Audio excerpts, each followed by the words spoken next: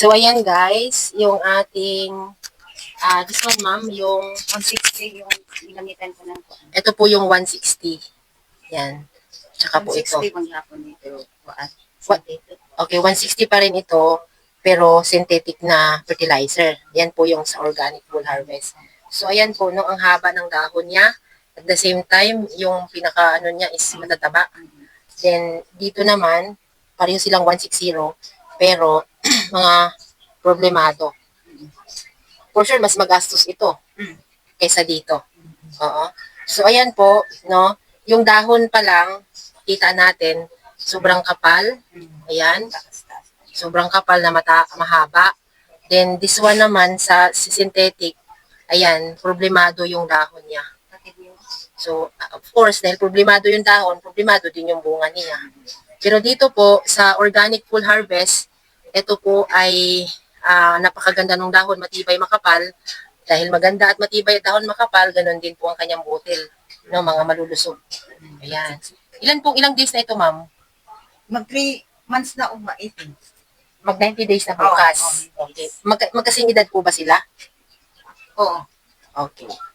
Magkaedad, ito po si synthetic na 160, ayan po naman si organic full harvest na 160 din siya. Okay. Ako si Rod Morales, taga Purok 5 May Gatasan, Bayugan City. Kumusta po? Ito po sa inyo pinakita na mga palay, ito po yung organic na 160 sa inyo. No? Ito po ay 160 din, pero Sa pinsan ko. Opo, sa pinsan mo po ito at sa iyo. Kumusta po ma'am, nung nag-start kayo? Okay raman ang nag-MI ko niya dayon ang RRL akong gigamit mao na ni ang resulta. Wala jud ko nagamit og synthetic nga mga pang-spray. Wa ko nagamit sa organic ra gyud ko sa full harvest. Bali yan po yung pinaka-maintenance ninyo. Yung organic full harvest. Okay. So dati ma'am, ano po yung mga hindi nyo ginagamit ngayon na ginagamit niyo? Ano yung ginagamit nyo dati na hindi nyo na ginagamit ngayon? Sa ako lang ma'am sa tanan katong mga synthetic nga mga medisina nga sa ano ni Insecticide. mga insecticide wala na jud ko nagamit ana ma'am. Pesticide.